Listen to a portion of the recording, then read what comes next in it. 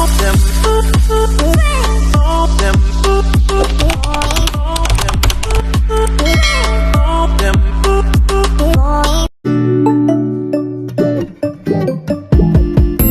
I wake up, I feel cozy, yeah. Can you hold up?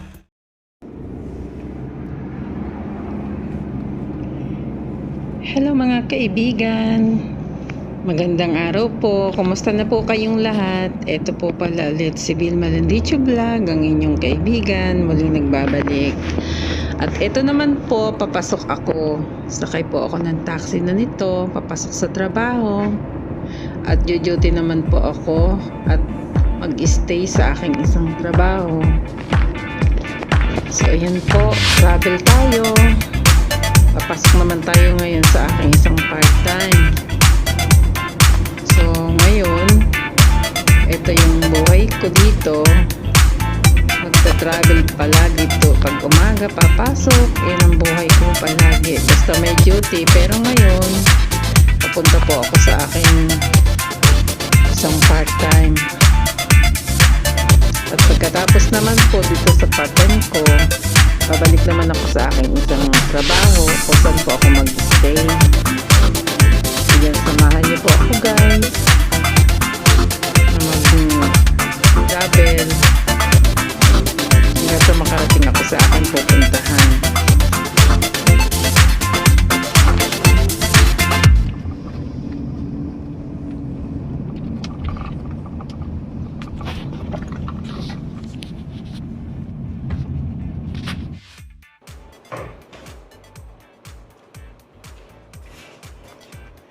So ayan guys, nandito na po ako sa trabaho at ang aking pong duty ngayon ay magpa-plancha. Hello guys, kumusta na kayong lahat?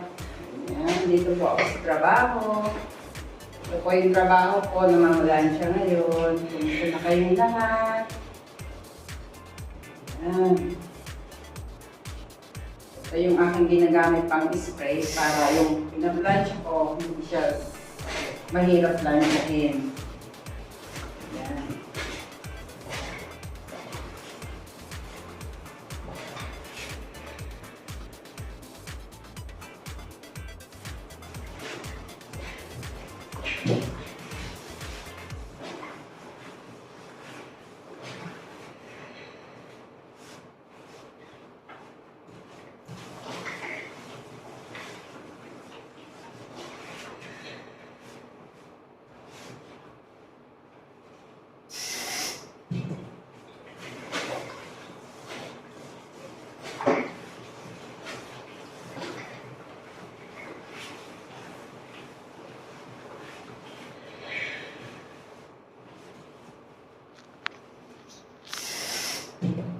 Alam niyo ba guys, ang hirap magplansya sa totoo lang. Lalo na kapag ang inyong pinaplansya ay kagaya nitong mga pinaplansya kong to na cotton at ang hirap po ng telang plansyahin. Hindi siya easy ironing.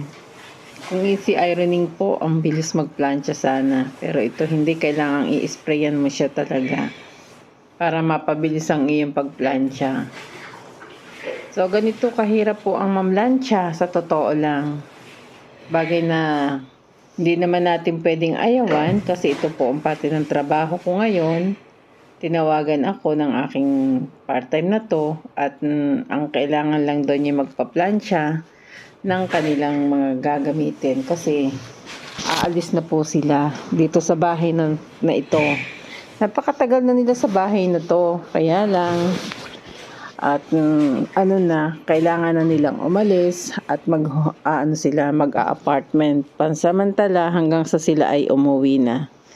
Bali, hanggang na lang sila, katapusan ng December. So, last day ko na po ngayon at ito lang ang pinagagawa sa akin, ang magplancha at dadalahin nga nila. Kasi malayo yung pupuntahan nila.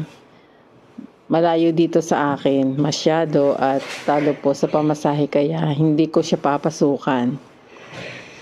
At maghahanap na lang po siya doon ng taga roon sa malapit sa kanya na magtatrabaho sa kanya kung sakasakali na kailangan niya ng katulong sa bahay pansamantala. So, apartment naman po iyon, kaya palagay ko may makukuha naman kaagad siya doon. Kasi yung apartment, may mga naglilinis naman yan. At yan nga po ang aking gagawin ngayon, plancha-plancha.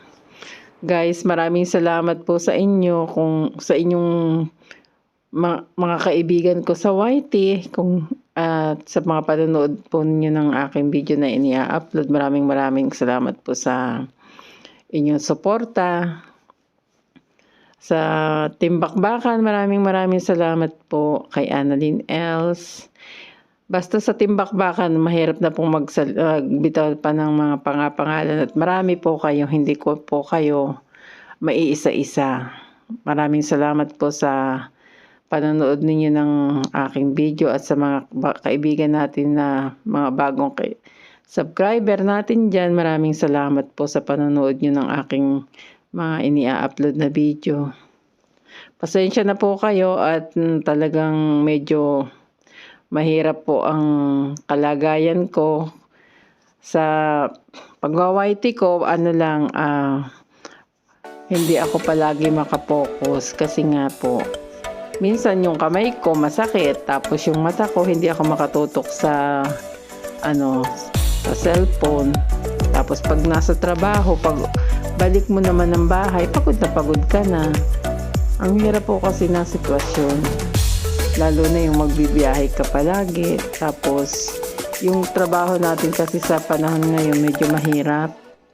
Kasi nga, wala naman akong permanente na talagang isa ng amo lang kasi iba-iba yung amo ko araw-araw. Kaya iba-iba yung trabaho ko.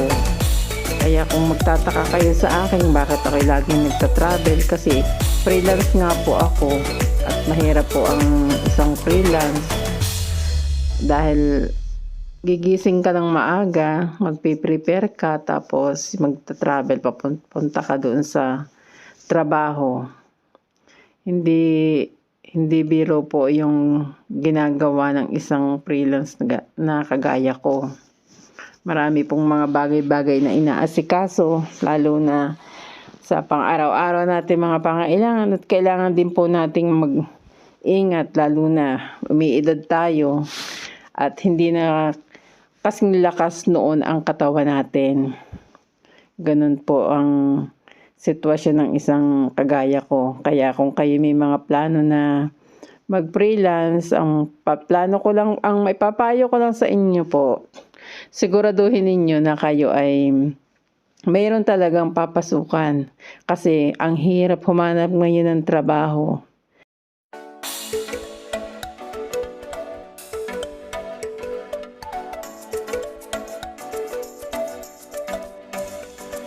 So, ayan lamang guys. Hanggang dito na lamang po ako. Hindi ko na po masyadong kahabaan at ipinasilip ko na rin po sa inyo itong bahay na alisan ko. Nawawala naman ako na isang amo at yan po ang aking mga alaga.